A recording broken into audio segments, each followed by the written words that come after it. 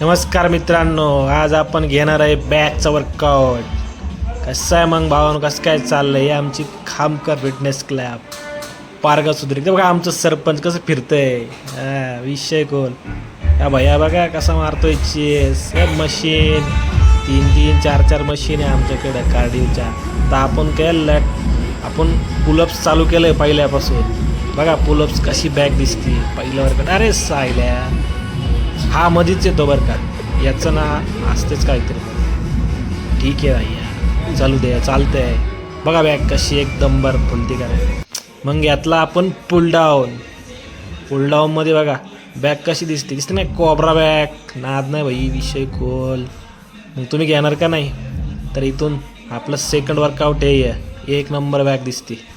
हे वर्कआउट घेत असताना जास्त वेट लावलं तर थोडंसं मोशन द्यायचं, जास्त बॉडी हलवायची नाही, स्टेबल ठेवायची. आता मी फुल वेट लावलं त्याच्यामुळे माझी बॉडी थोडीशी हलती फक्त. त्याच्यानंतर घेतला आपण close grip full down. Wait बघ कसं आहे, विषय बोले का नाही.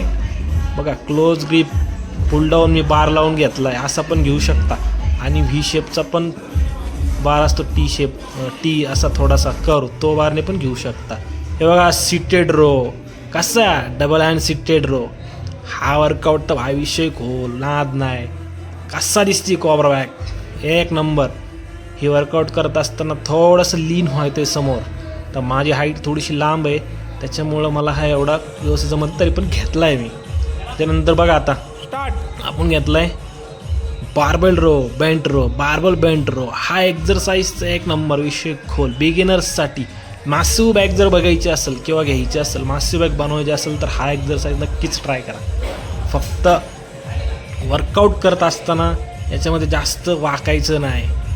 आपला जो कमरेचा भाग आहे हा स्ट्रेट ठेवायचा आहे, लीन करायचा आहे थोडासा, आणि एकदम स्लो मोशनमध्ये घ्यायचा आहे. बघा कसं दिसतं बॅग, का विषय का हार्ड आहे का ना विषय. आपला लास्ट वर्कआउट डम्बल रो सुद्धा आपण घेतला आहे. बघा ते पुढचा बेंच आहे, त्याच्यावर मी डोकं ठेवलेलं आहे कारण थोडासा सपोर्ट भेटावा म्हणून. एक नंबर भाई, विषय खोल. आपण पण घेऊ शकता. बघा अशी बॅग होती, नाद.